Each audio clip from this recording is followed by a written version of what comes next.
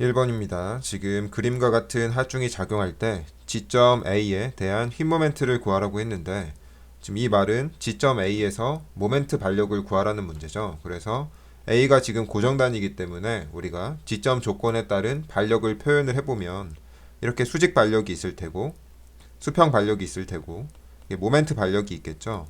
그런데 우리가 여기에 이제 명칭은 우리가 편한 대로 명칭을 매기면 됩니다. 그래서 이거는 일반적으로 HA라고 표현을 하고 요건 RA, 요거는 MA라고 해서 표현을 한번 해보겠습니다.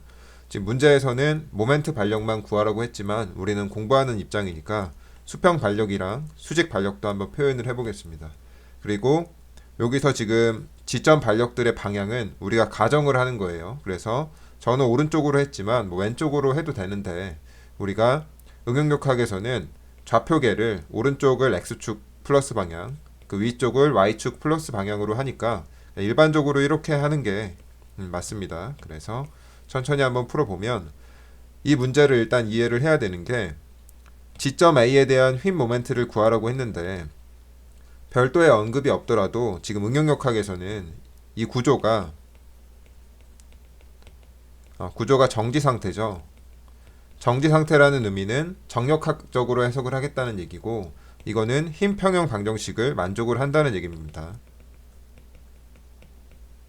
그래서 휨 평형 방정식이라는 것은 우리가 세 가지가 있다고 했죠. 그래서 이 시그마라는 것은 다 더한다는 표현이라고 했고 x축 힘들을 다 더했을 때 0이 돼야 된다. 이게 첫 번째 조건이었고 그리고 y축 힘들을 다 더했을 때 0이 돼야 된다. 이게 두 번째 조건이었고 그리고 모멘트들을 다 더했을 때 0이 돼야 된다. 이게 세 번째 조건이었습니다. 그래서 이러한 세 가지 조건이 휨 평형 방정식이라는 거였기 때문에 지금은 정지 상태여서 이 세 가지 조건을 모두 만족을 해야 됩니다. 그래서 천천히 한번 풀어보면 일단 x축 휨 평형 방정식부터 세워볼게요. 그런데 여기에 이제 이렇게 표현을 하는 건 뭐냐면 오른쪽을 플러스로 잡겠다는 얘기입니다. 그래서 오른쪽 플러스 힘을 오른쪽 방향 힘들을 플러스로 잡았는데 그걸 다 더하면 0이 돼야 돼요. 그래서 일단 이 조건을 먼저 만족을 해보면 일단 HA가 있죠. HA가 있고 그리고 이 20의 수평 분력을 구해야 됩니다. 요건 이제 무슨 얘기냐면 이 20은 이제 경사 방향 힘이고 얘의 수평 방향 분력이 있겠죠. 그리고 여기에 수직 방향 분력이 있습니다.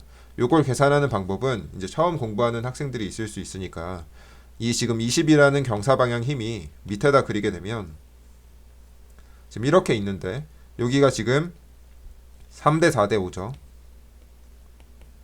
3대 4대 5인데 이 20이라는 힘은 경사 방향 5에 대응되는 힘이죠. 그리고 이 빨간색 수평 분력은 이 4에 대응되는 힘이기 때문에 이 빨간색 힘은 20의 5분의 4다 이렇게 계산을 할 수가 있습니다. 그래서 이거를 직접 표현을 하게 되면 이 빨간색 힘은 여기다 써보죠. 빨간색 이 힘은 20 곱하기 5분의 4 이런 식으로 표현을 할 수가 있겠죠. 그래서 이렇게 하면 16이 되겠네요. 그리고 파란색도 마찬가지로 여기가 지금 이 수직 분력이기 때문에 3이죠. 그래서 20의 5분의 3이다 이런 식으로 표현을 할 수가 있습니다. 그래서 20 곱하기 5분의 3이 이렇게 나오고 4 하면 12가 나오겠죠. 일단 이런 수평 수직 분력을 나누는 방법에 대해서 개념을 갖고 계셔야 되고요. 그래서 다시 여기로 넘어와서 HA가 있고 HA는 여기 있죠. 그리고 여기 16만큼 20의 수평 분력이 있으니까 오른쪽이니까 더하고 그리고 여기에 10이 왼쪽으로 가죠. 그래서 이렇게 하면 0이 돼야 됩니다. 그래서 이거를 풀게 되면 HA가 마이너스 6이 나옵니다. 그런데 여기서 마이너스라는 것은 응용역학에서는 부호를 의미를 합니다. 부호는 방향을 의미를 합니다. 우리가 맨 처음에 HA를 오른쪽 방향으로 잡았는데 마이너스가 나왔다는 얘기는 사실 오른쪽이 아니고 왼쪽으로 6이 있었다. 이런 얘기를 하고 있는 겁니다. 아시겠죠? 그리고 그 다음으로 이제 요건 끝났으니까 그 다음에 이제 Y축 휨 평형 방정식을 세워보면 그런데 Y축 휨 평형 방정식도 우리가 이제 부호를 잡아야 되겠죠. 그래서 위쪽을 플러스로 잡아 보겠습니다. 요거는 자기 마음인데 그냥 위를 플러스로 잡는 게 일반적인 거예요. 아시겠죠? 그래서 지금 RA가 표현이 돼야 되고 그 다음에 이게 표현이 돼야 되겠죠. 12가. 그리고 없죠. 아무것도. 그래서 이게 0이 돼야 됩니다. 그래서 RA가 마이너스 12kN이다. 이렇게 표현이 되고, 여기서 이제 RA가 또 부호가 반대로 나왔기 때문에 우리가 처음에는 위를 플러스로 잡았죠. 근데 위가 아니라는 얘기고 아래로 12가 있다는 얘기입니다. 됐죠? 그리고 마지막으로 문제에서는 모멘트 평형 방정식을 구하라 그랬죠. 그래서 이제 요거를 할 건데 실전에서였다면은 요거는 할 필요가 없었습니다. 지금은 공부하는 거기 때문에 한번 해본 거고, 일단 요걸 해볼게요 또. 그래서 모멘트 평형 방정식을 세워야 되는데 저는 그냥 이렇게 잡아보겠습니다. 이건 자기 마음입니다. 그런데 모멘트라는 것은 항상 기준점이 있어야 된다 그랬어요. 그래서 이 모멘트 평형 방정식은 사실상 기준점을 뭐 여기로 잡아도 되고 여기로 잡아도 됩니다. 터무니없지만 그렇게 잡아도 성립은 합니다. 그렇지만 우리가 계산을 최대한 간단하게 해야 되겠죠. 이런 데서 잡으면 계산이 엄청 복잡해지겠죠. 그래서 어디서 잡는 게 좋냐면, 우리가 지금 구해야 되는 것은 사실상 얘네들은 관심이 없죠. HA나 RA는 관심이 없기 때문에 우리가 만약에 이 A점에서 모멘트 평형 방정식을 잡게 된다면 이 수평 불력과 수평 반력과 수직 반력은 모멘트 8이 0이 되기 때문에 무시를 할 수가 있습니다. 그래서 이 식의 표현이 되지 않기 때문에 이 A점에서 잡는 게 기술이라고 할 수 있겠죠. 그래서 A점에서 모멘트 평형 방정식을 잡게 되면 일단 MA가 표현이 되겠죠. 이 MA라는 것은 그냥 모멘트기 때문에, 집중 모멘트기 때문에 모멘트 8이라는 개념이 없습니다. 그래서 그냥 바로 이렇게 표현이 되고, 그 다음에 여기에 이제 얘네들은 표현이 안 된다고 했어요. 그리고 여기 16이 표현이 되겠죠. 이 16이 발생시키는 모멘트도 A점에 대해서 이런 식으로 회전이 되기 때문에 우리가 플러스로 설정한 방향과 똑같습니다. 그래서 16 곱하기 모멘트 8은 A점에 대해서 2m겠죠. 그래서 여기다가 2m를 곱하고, 그 다음에 또 표현이 되는 것이 이 파란색은 표현이 안 되겠죠. 왜냐면 이 파란색의 연장선이 결국에 A점을 지나기 때문에 이것도 모멘트 8이 0입니다. 이 12도. 그래서 이것도 표현이 안 되고, 그 다음에 이 10이 표현이 되겠죠. 그런데 이 10은 A점을 기준으로 이렇게 돌아가죠. 그래서 부호가 반대가 됩니다. 10 곱하기 모멘트 8 거리는 2m 더하기 2m니까 4가 될 테고요. 그리고 또 표현이 되는 게 여기에 이제 모멘트가 있죠. 얘는 모멘트니까 모멘트 8을 곱하면 안 되고 그냥 바로 적용을 합니다. 그래서 요거를 풀게 되면 MA가 마이너스 2가 나오게 되는데, 단위는 당연히 킬로뉴튼, 미터 이렇게 나오겠죠. 킬로뉴튼이랑 미터가 곱해진 단위니까. 그런데 지금 부호가 또 반대니까 처음에 이 방향이 아니었고, 처음에 우리가 설정한 이 방향이 아니었고 반대로 작용을 한다는 것을 알 수가 있습니다. 그래서 이쪽 방향으로 2가 이렇게 작용을 하겠네요. 그런데 지금 문제에서는 크기만 물어봤기 때문에 2를 고르시면 돼서 답이 1번입니다.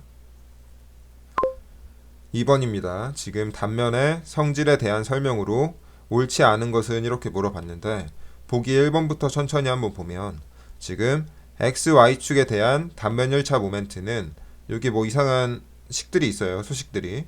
이며 면적 곱하기 거리의 합이므로 단위는 밀리미터 3승, 미터 3승 등으로 표시된다. 이렇게 됐는데, 요거는 제가 별도로 설명을 안 했었는데 간략하게 한번 설명을 해보면, 우리가 단면 1차 모멘트를 어떻게 계산을 한다 그랬냐면, 여기 이렇게 사각형이 있는데 폭이 B고 높이가 H입니다. 그런데 단면 1차 모멘트라는 것은 기준축이 있다고 했어요. 그래서 제가 책에서는 밑면, 이 면을 기준으로 우리가 단면 1차 모멘트를 계산을 해봤죠. 그래서 다시 한번 계산을 해보면 단면 1차 모멘트는 이 축에 대해서 어떻게 계산을 한다 그랬냐면, 일단 단면적 곱하기 이 도형의 도심까지 거리라 그랬죠. 그래서 이렇게 표현이 된다 그랬고, 요거를 다시 한번 계산을 해보면 상기를 할 겸 사각형은 면적이 B 곱하기 H죠. 그리고 도심까지 거리는, 사각형은 우리가 기본 도형이기 때문에 외워야 된다고 했습니다. 2분의 H만큼이라고 했죠. 그래서 이렇게 계산이 되기 때문에 2분의 BH 제곱 이렇게 나오겠죠. 요거는 암기를 하는 게 아닙니다. 아시겠죠? 그래서 이렇게 계산이 되는데, 지금 여기를 한번 읽어볼게요. 단면 1차 모멘트는 이게 엄청 복잡하게 있는데 여기서 한번 볼게요. 이 시그마라는 것은 다 더한다는 의미라고 했습니다. 그래서 다 더하겠다. 이 A는 단면적이죠. 이 A가 여기 있죠. 그리고 여기 YI는 도심을 의미를 합니다. 그래서 지금 이 과정을 이 단면 열차 모멘트를 구하는 이 과정을 수식으로 써놓은 거예요. 그래서 뭐 요거를 이렇게 달달 외우실 필요는 없고 그냥 이렇게 되는구나 뭐 이렇게 눈에 익혀두시기만 하면 됩니다. 아시겠죠? 그리고 뒤에 것도 보면 여기는 X축 여기는 Y축이니까 맞는 얘기고 뒤에 거는 면적 곱하기 거리의 합이다. 요 얘기를 하는 거죠. 그리고 단위는 밀리미터 3승, 미터 3승 등으로 표시된다 이렇게 됐는데 요걸 보면 단면적은 미터 곱하기 미터니까 단면적의 단위는 미터 제곱이죠. 그리고 도심까지의 거리는 거리이기 때문에 미터죠. 그래서 미터 두 개랑 하나가 곱해졌으니까 미터 3승으로 표현이 됩니다. 그래서 1번은 맞는 얘기고 그 다음에 3번을 한번 같이 보죠. 3번도 마찬가지로 단면 1차 모멘트에 대한 얘기니까 뒤에 거를 보면 좌표축에 따라 플러스 마이너스의 부호를 가진다고 했는데 이것도 제가 설명을 했었죠. 지금은 방금 전에는 어떻게 계산을 했냐면 이 축에 대해서 계산을 할 때 우리가 Q는 A 곱하기 Y 할 때 도심까지 거리를 이렇게 측정을 했습니다. 그래서 이 축에 대해서 위에 있기 때문에 2분의 H를 곱했었죠. 그렇지만 만약에 여기가 아니고 위에 대해서 계산을 한다면 밑으로 우리가 거리를 측정을 해야 되죠. 그래서 Q라는 것은 단면적 곱하기 Y를 해야 되는데 여기에 마이너스 2분의 H가 들어갔을 겁니다. 그런데 우리가 단면적이라는 것은 마이너스를 가질 수가 없죠. 요거는 뭐 기본적인 상식이니까. 그런데 여기가 마이너스니까 우리가 플러스랑 마이너스가 곱해져서 단면 1차 모멘트가 마이너스가 나올 수가 있습니다. 그래서 지금 이 앞부분은 맞는 얘기죠. 플러스와 마이너스 부호를 가질 수 있다고 했으니까. 그리고 뒤에 부분을 보면 도심을 지나는 축에 대하여 최대이다 이렇게 나왔는데 이거는 제가 암기를 하라 그랬죠. 도심 축에 대한 단면 1차 모멘트는 0이라고 했습니다. 최대가 아니고 요거는 다시 한번 계산을 해볼까요? 혹시 처음 공부하는 학생들이 있을 수 있으니까 이렇게 있는데 만약에 도심축이 이렇게 있는데 도심축에 대한 단면 1차 모멘트를 계산을 해라. 그러면은 이게 폭이 B고 높이가 H라고 해봅시다.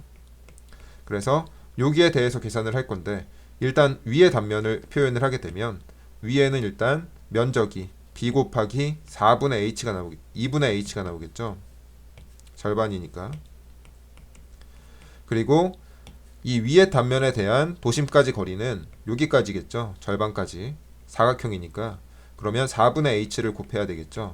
그리고 밑에 거를 보면 마찬가지로 단면적은 B 곱하기 2분의 H인데 밑에 단면은 거리를 마이너스로 표현을 해야 된다고 했습니다. 그래서 마이너스 4분의 H이기 때문에 얘네 둘이 상쇄가 돼서 0이다.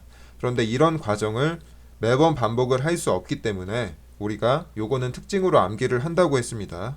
도심을 지나는 축에 대한 단면 1차 모멘트는 0이다. 이렇게 암기를 하세요. 그래서 지금 1번이 틀렸습니다. 그래서 3번이 틀렸습니다. 그래서 3번이 답이고 그 다음에 2번도 한번 보면 X, Y축에 대한 단면 2차 모멘트는 또 뒤에 엄청 복잡한 식들이 적혀 있어요. 그런데 항상 플러스 값을 가지며 면적 곱하기 거리의 제곱의 합입으로 단위는 뭐 이렇게 써져 있는데 이건 어떻게 이해를 해야 되냐면 단면 1차 모멘트는 이렇게 됐죠. 그래서 얘가 우리가 단면 1차 모멘트라고 해요. 여기 Y를 보면 도심까지 거리가 Y, X 이렇게 표현이 되죠. 그런데 단면 2차 모멘트는 이 식이 이렇게 제곱으로 표현이 됩니다. 그렇기 때문에 얘는 단면 2차 모멘트로 표현이 된다. 그런 개념을 갖고 이제 이런 수식들을 판단을 하시면 됩니다. 이런 수식에 큰 의미를 두실 필요는 없어요. 이거를 이용해서 계산을 하는 거는 나오지 않습니다. 아시겠죠?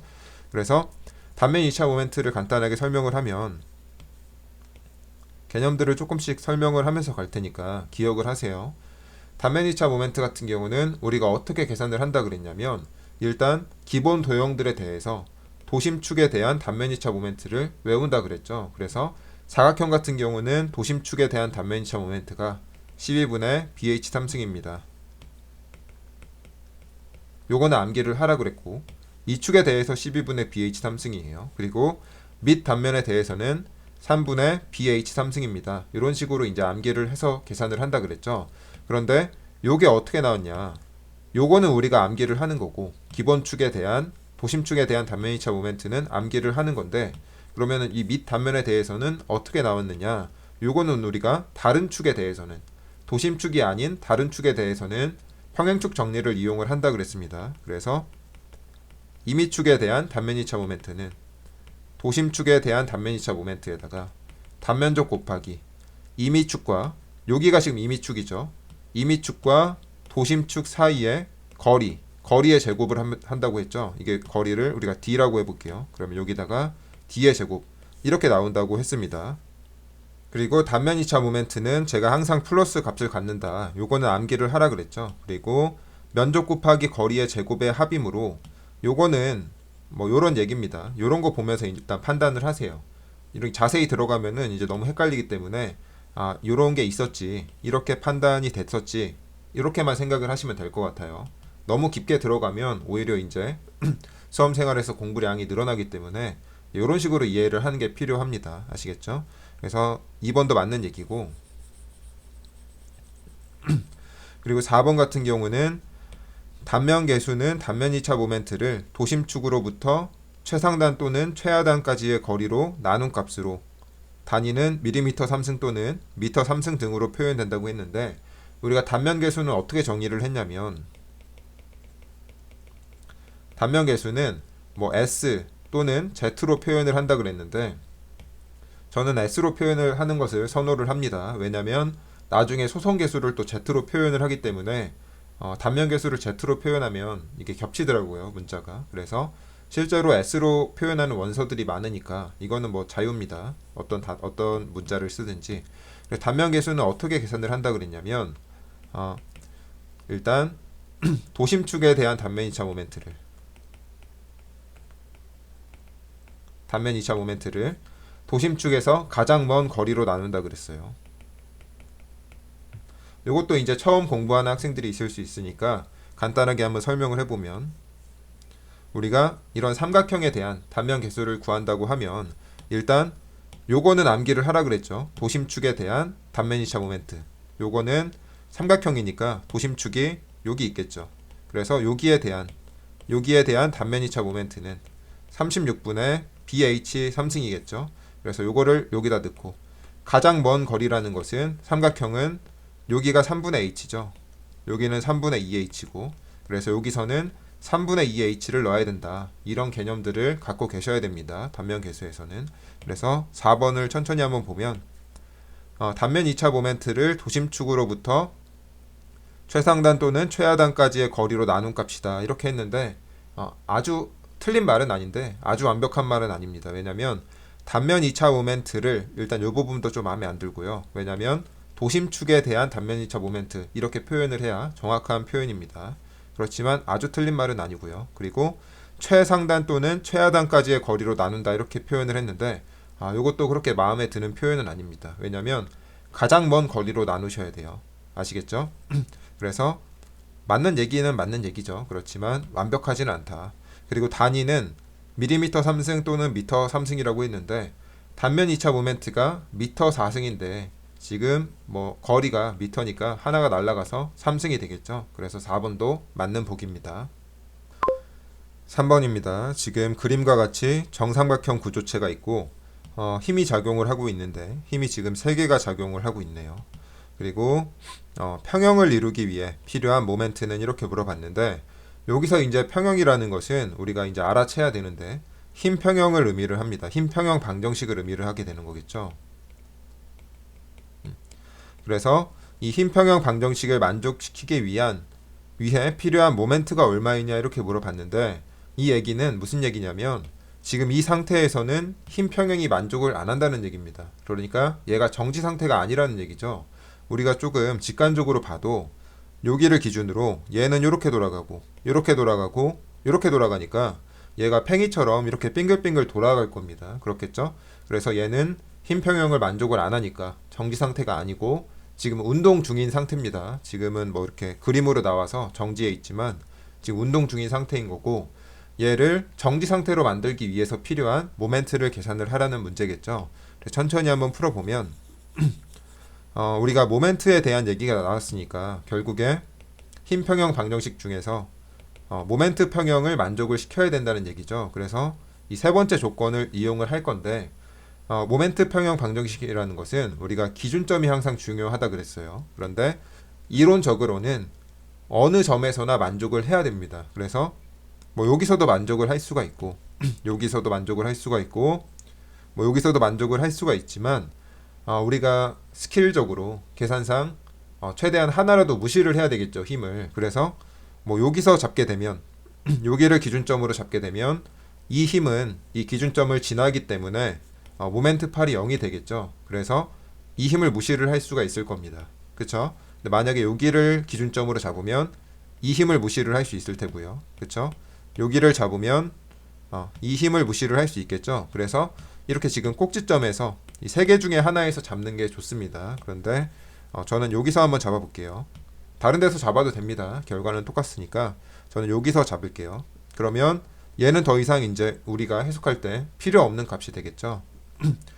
그 다음에 이제 이 점에 대해서 이 힘과 이 힘이 발생시키는 모멘트를 계산을 해야 되는데, 모멘트 8 거리를 계산을 해야 됩니다. 그래서 이 힘에 대한 모멘트 8을 한번 계산을 해보면, 지금 힘이 이렇게 작용을 하니까, 이 라인을 따라서 작용을 하니까 우리가 계산에 필요한 모멘트 8은 이 거리가 될 겁니다. 그런데 일단 정삼각형이 이제 낯선 학생들이 있을 수 있으니까 간단하게 한번 설명을 해보면, 우리가 정삼각형의 특징을 알아야 되는데, 여기가 만약에 A다. 정삼각형이면 세 변의 길이가 같겠죠. 그래서 여기도 A고 여기도 A일 겁니다. 그럼 이때 우리가 높이를 구하는 공식이 있어요. 요거는 암기를 하셔야 돼요.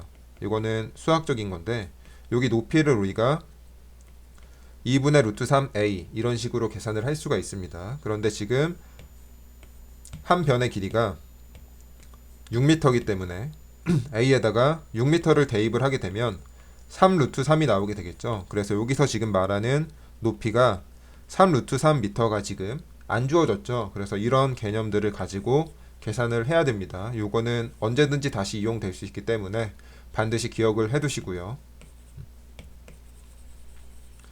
그 다음에 이제 이거는 바로 한번 표현을 해보죠. 이 힘은, 그러면 이 기준점에 대해서 이 힘은 어떻게 회전을 발생시키냐면 이런 방향으로 회전을 발생시키겠죠. 다시 이렇게 회전이 발생을 하게 되죠. 그래서 요거는 시계 방향이니까 이쪽을 플러스로 한번 잡아 보겠습니다. 요거를 하는 겁니다. 그래서 이 1이라는 힘이 모멘트 8이 3 루트 3이죠. 그래서 지금 여기까지 일단 진행이 됐고, 요거는 이제 해석이 완료가 됐어요. 그 다음에 요거를 해석을 해야 되는데, 이 점에 대해서 이 힘의 모멘트 8 거리를 구할 수가 없죠. 이렇게 지금 작용을 하는데 이 거리를 어떻게 구하겠습니까? 지금 이 거리를 어떻게 구하겠어요? 그렇죠? 이거는 쉽지 않으니까 얘를 수평 분력과 수직 분력으로 나눠야 됩니다. 그래서 이 힘을 이 힘과 이 힘으로 나눠야겠죠. 그래서 요거는 또 처음 공부하는 학생들이 있을 수 있으니까 간단하게 한번 설명을 해보면, 여기에 이렇게 경사 방향 힘이 있는데 지금 파란색은 여기 이렇게 주어졌고요. 빨간색은 여기 이렇게 주어졌죠. 그렇죠? 근데 여기 세타 값이 주어졌습니다. 이거는 제가 어떻게 구하라 그랬냐면, 이 F라는 힘이 있고 여기 세타가 주어졌을 때 F 코사인 세타를 하게 되면, F에다가 코사인 세타를 곱하게 되면 이 세타 방향으로 가라앉는다고 했습니다.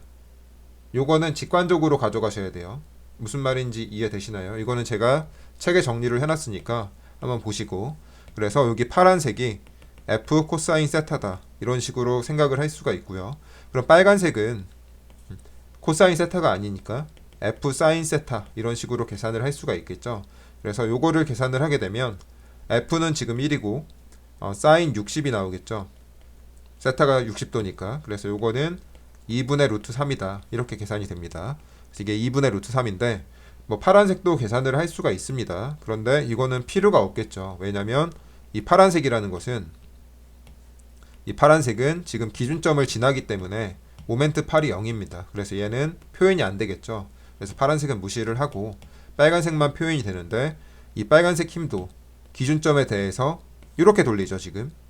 그래서 우리가 맨 처음에 설정한 방향과 동일하기 때문에 플러스 방향으로 표현이 됩니다. 그래서 2 루트 3이 있고 모멘트 8 거리는 여기 6m죠.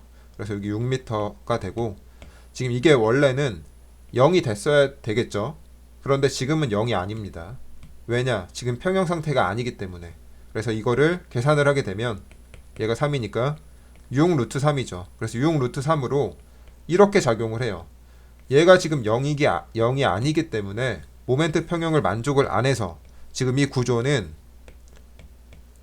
얘가 6 루트 3으로 평형이 안 이루어졌으니까 이렇게 뱅글뱅글 돌아가고 있죠. 그런데 얘를 0으로 만들어야 됩니다. 0으로 만들어야 평형이 이루어지니까. 그럼 얘를 0으로 만들려면 6 루트 3이 이쪽 방향의 반대인 이쪽 방향으로 작용을 해야 되겠죠. 이쪽 방향은 반시계죠. 그래서 답이 4번이 됩니다.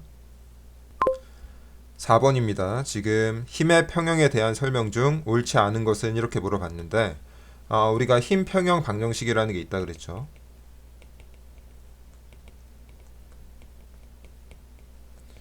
힘 평형 방정식이라는 것은 제가 설명을 하기를 세 가지가 있다고 했습니다. X축 힘 평형 방정식이 있고 Y축 힘 평형 방정식이 있죠. 그리고 모멘트 평형 방정식이 있다고 했습니다. 그런데 지금까지 제가 설명을 한 것은 2차원 평면에서 설명을 한 거예요. 그래서 요거는 제가 설명을 한번 해야 되는데 여기를 X축으로 잡는다 그랬고 여기를 Y축으로 잡는다 그랬죠. 그래서 이거는 이 X축 방향으로 오른쪽 방향으로 작용하는 힘들을 다 더했을 때 0이 돼야 된다는 얘기고, 그리고 요거는 Y축 방향으로 힘을 다 더해서 0이 돼야 된다는 얘기입니다.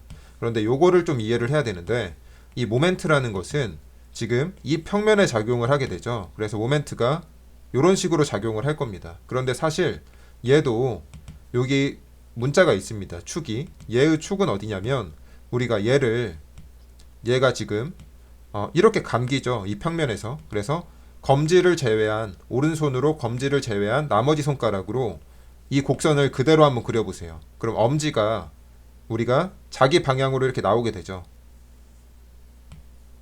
3차원적으로 이해를 해야 되는데 Z축이 이렇게 나오게 되죠. 그래서 사실 얘는 XY 평면에서 작용을 하지만 이 모멘트의 축이 Z축입니다.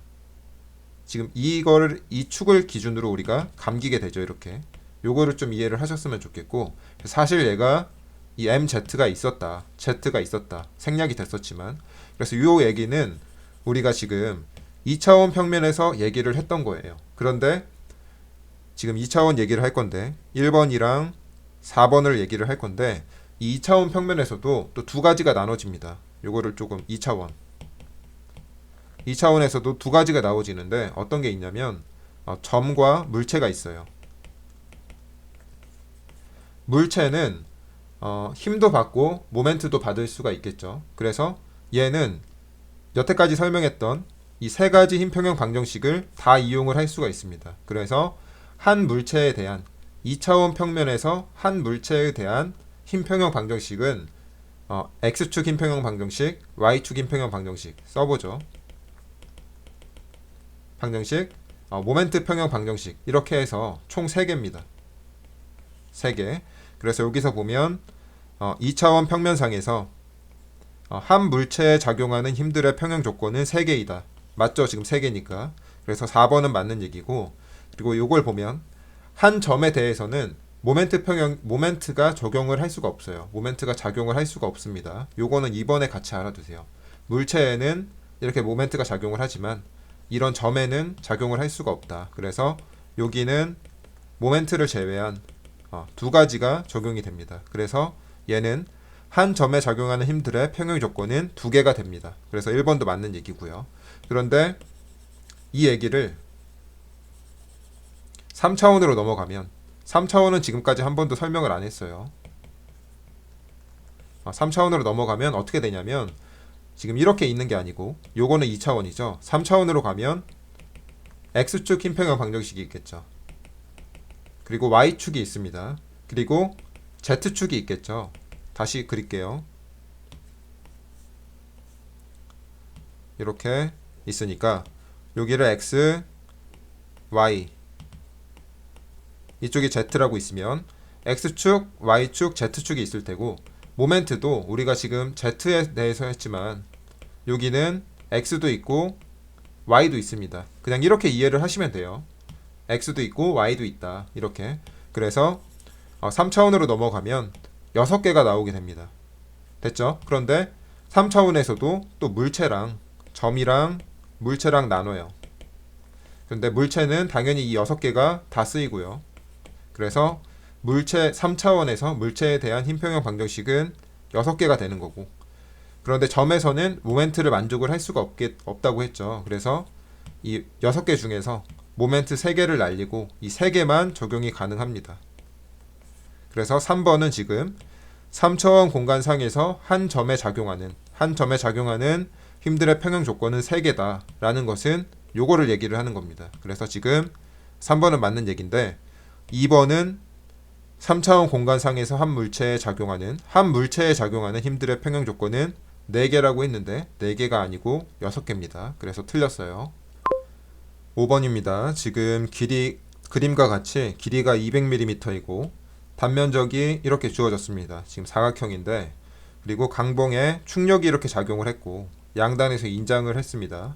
그리고 인장력에 의해서, 이 충력 인장력에 의해서 강복이 0.15mm 늘어났다고 했는데, 요거는 이해를 하셔야 되겠죠. 우리가 요거는 공식을 암기를 해야 된다고 했습니다. 제가 이론 강의 데이 2에 정리를 해놨는데, 인장 시험에서 축방향 변형률은 델타는 2a분의 pl 이런 식으로 표현이 된다고 했죠. 그래서 이 델타가 0.15mm다. 여기까지 주어진 건데, 문제에서는 이 강봉의 탄성 계수는 얼마냐 물어봤습니다. 요걸 물어본 거죠. 그래서 이 식을 2에 대해서 정리를 하게 되면 델타 A, PL 이런 식으로 나오게 될 겁니다. 그래서 2를 계산을 하라고 했으니까 주어진 값들을 다 대입을 해볼게요. 그래서 델타는 0.15mm라고 했고, A는 사각형이니까 20 곱하기 20, 그리고 P는 60이죠. 그리고 L은 200입니다. 그래서 이거를 정리를 하면 답이 나옵니다. 그런데 이제 처음 공부하는 학생들은 이 단위를 맞추는데 조금 어려움이 있을 수 있어요. 그래서 요거를 한번 설명을 해보면, 일단 이렇게 날릴 수 있는 건 날리세요. 밀리미터가 있고 밀리미터가 있어요. 근데 여기서는 메가파스칼로 물어봤어요. 뭔 메가파스칼이냐. 그래서 단위를 메가파스칼로 변환을 해야 되는데, 제가 요거는 암기를 하라고 했는데, 메가파스칼이라는 것은 10의 6승 뉴튼 퍼 미터 제곱 이런 식으로도 계산이 되지만, 요거랑 하나를 더 알아야 되는 게 뭐라 그랬냐면 뉴튼 퍼 밀리미터 제곱도 메가파스칼이라고 했습니다. 그래서 지금 여기 밀리미터 제곱이 있죠. 그래서 지금 분모는 단위를 만족을 했고, 위에가 지금 키로기 때문에 이거를 뉴턴으로 바꿔주셔야 돼요. 그래서 요거를 어떻게 정리를 하면 좋냐면 0.15가 있고, 여기는 20 곱하기 20 밀리미터 제곱은 그대로 둡니다. 그런데 여기에 지금 킬로뉴턴이기 때문에 60 곱하기 10의 3승 이렇게 바꾸고 얘를 뉴턴으로 바꾸세요. 그리고 얘는 200이 그대로 옵니다. 그러면 여기서 이 뉴턴과 밀리미터 제곱이 바로 메가파스칼로 변환이 가능합니다. 그러면 이제 나머지 숫자들만 정리를 하게 되면 바로 답을 고를 수가 있겠죠.